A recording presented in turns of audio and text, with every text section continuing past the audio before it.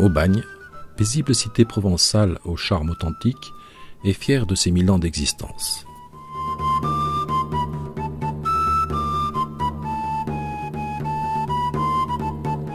Elle peut s'enorgueillir de son passé aux multiples histoires étonnantes. En effet, au cours des siècles, la ville fut le théâtre d'événements aux répercussions nationales, comme le fameux complot des Bossés, qui permit à Henri IV d'annexer la ville de Marseille, rebelle à son autorité.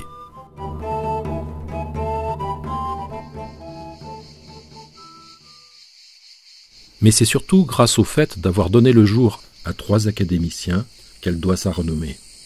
L'abbé Barthélemy s'illustra sous la Révolution et Marcel Pagnol fit connaître et apprécier sa terre natale au monde entier avec son talent d'écrivain et de cinéaste.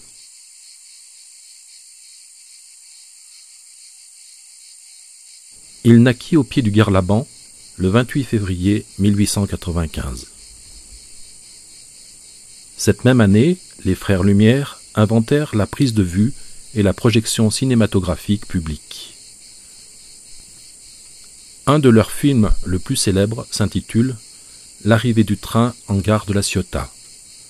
La projection de ce film provoqua une vive émotion parmi les spectateurs qui prirent peur en voyant ce train se projeter vers eux.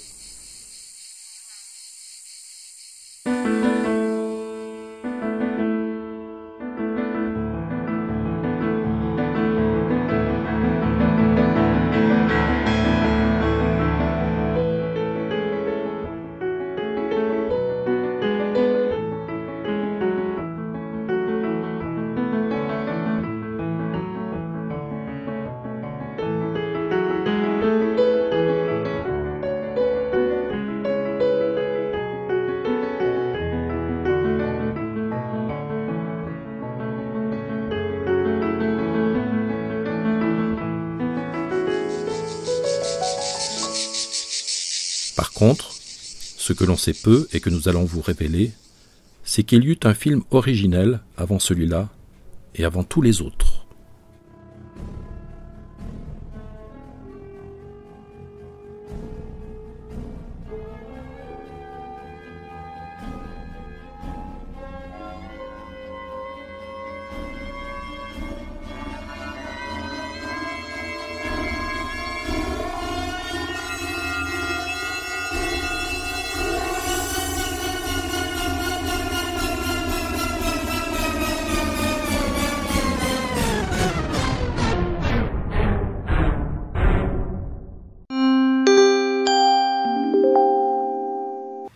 La première chose que nous pouvons établir avec certitude, c'est que ce train est forcément parti d'Aubagne avant de desservir les gares du parcours et d'arriver dans celle de La Ciotat. La seconde information, capitale, mais que beaucoup de gens ignorent, l'existence d'une sœur Lumière, Lucienne. Très inventive, elle participa avec ses frères aînés à l'élaboration du procédé cinématographique. Mais, comme souvent à cette époque, les femmes n'occupaient guère le devant de la scène, particulièrement dans les domaines scientifiques ou artistiques. Lucienne Lumière demeura donc dans l'ombre, ce qui est paradoxal au vu de son patronyme, n'est-ce pas ?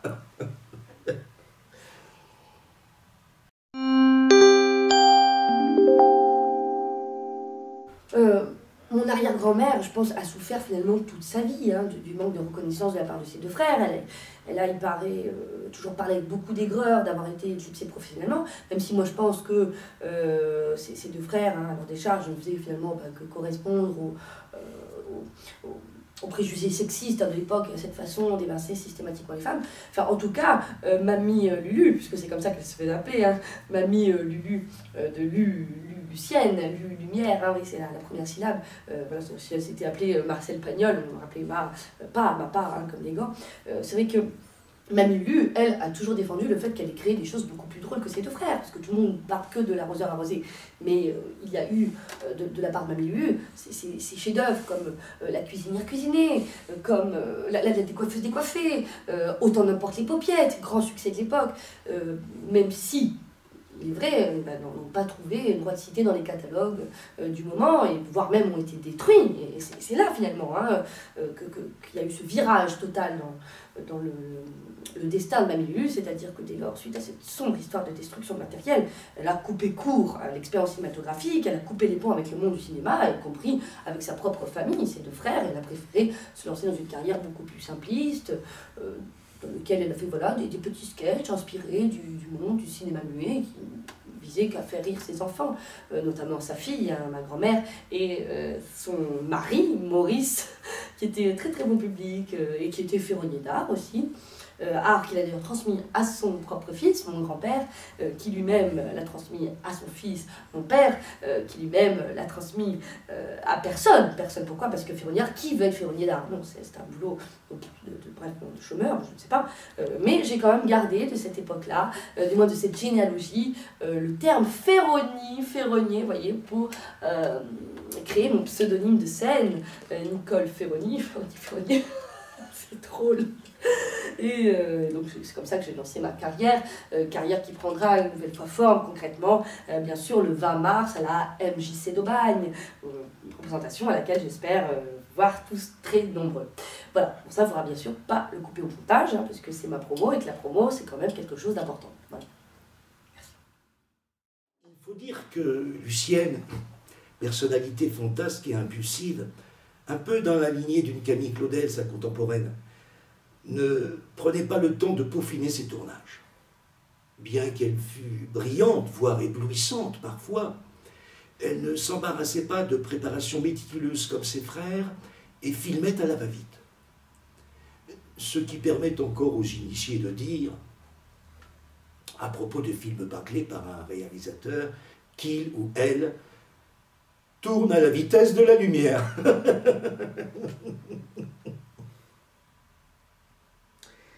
Mais revenons en ce début d'année 1895, tel que nous avons pu le reconstituer. Lucienne avait pour amie d'enfance et couturière une certaine Augustine, mariée à un instituteur, Joseph, très féru et avide de nouveautés scientifiques et de techniques révolutionnaires d'avenir. Un beau jour, elle débarque donc à Aubagne, là où habitait le couple, et, sans plus attendre, installe sa caméra pour épater ce brave et curieux Joseph, et ce, malgré les remarques du chef de gare, qui ne comprend pas l'intérêt de cette boîte mystérieuse.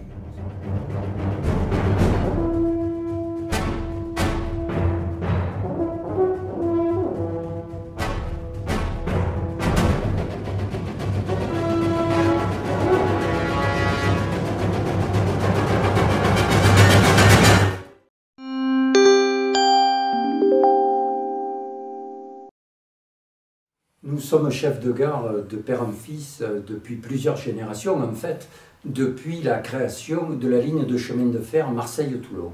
Alors vous pensez, si nous avons des histoires à vous raconter dans la famille, des histoires de trains qui déraillent ou bien d'usagers qui courent sur le quai et qui effectuent de véritables vols planés. Mon arrière-grand-père, Marius, qui avait pas mal bourlingué dans la jeunesse, fut le premier de la lignée. Il a été chef de gare en gare d'Aubagne jusqu'à sa retraite. Et quand nous étions petits, il aimait bien nous raconter cette histoire qu'il appelait gentiment l'histoire de la fadade.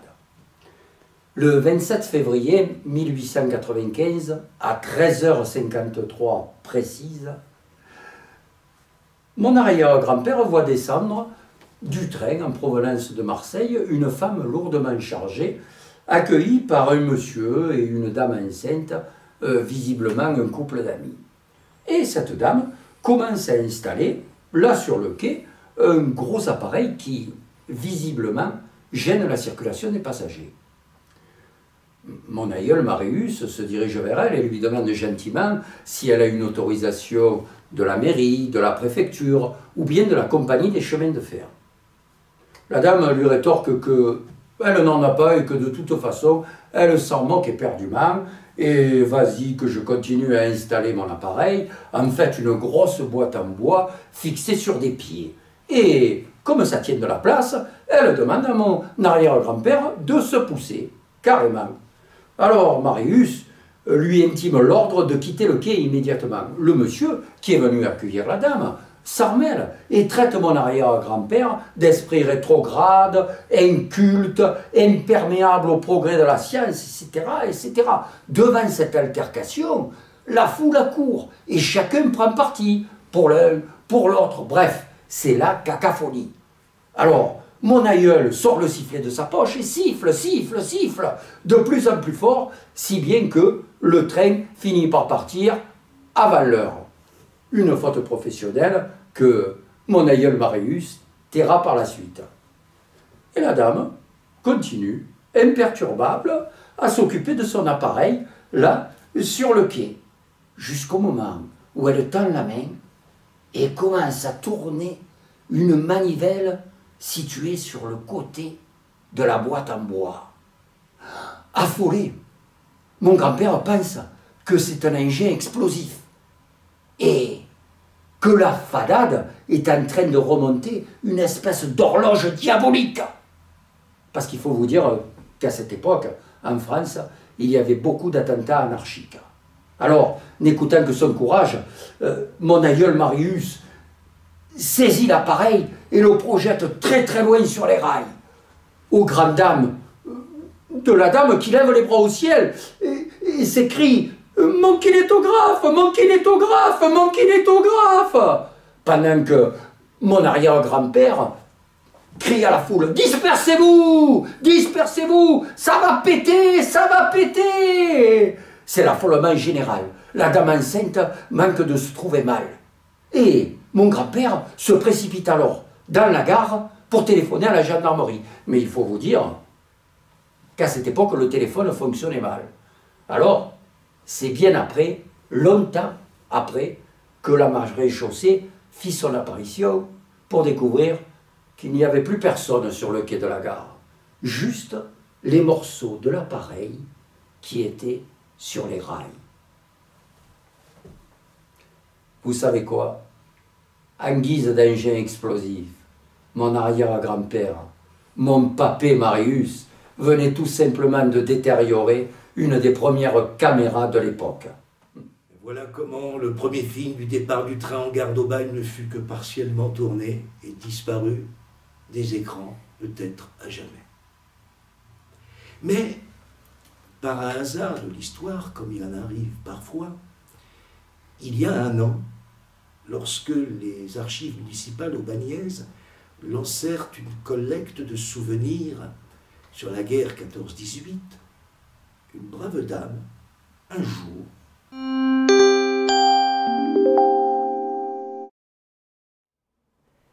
lors de la collecte des archives sur la guerre 14-18, une dame, qui n'a pas souhaité donner son nom, nous a apporté une malle ancienne, pleine de vieilleries, comme elle disait, dont semble-t-il elle était très contente de se débarrasser.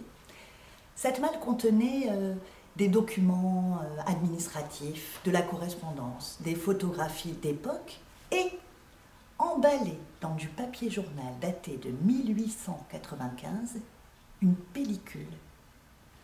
J'étais immédiatement intriguée, mais je n'avais pas les moyens de visionner cette pellicule qui semblait par ailleurs très endommagée.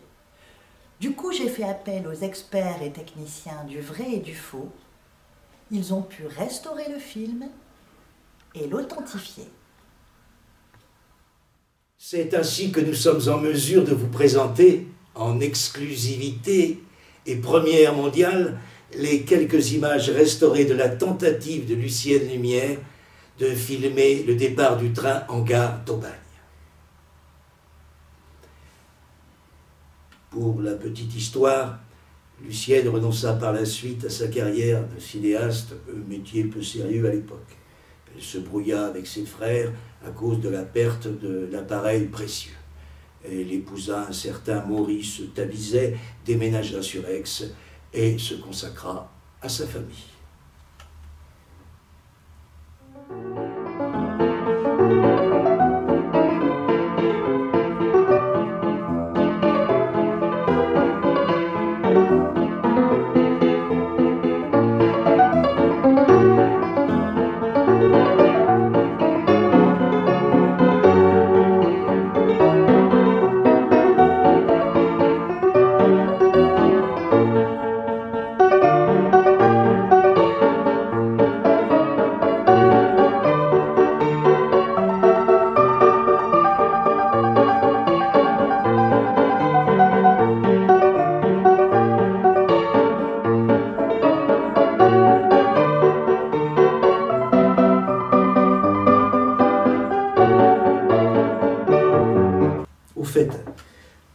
être exhaustif, grâce à une certaine correspondance, nous avons pu identifier les amis venus la retrouver à la gare. Ils s'appelaient Augustine et Joseph Pagnol. Le lendemain de cette histoire, le petit Marcel naissait à Aubagne. Naissance anticipée, certainement à cause de ces événements dont les parents, un peu honteux, gardèrent le secret. Sinon, Marcel Pagnol nous l'aurait raconté avec brio et humour.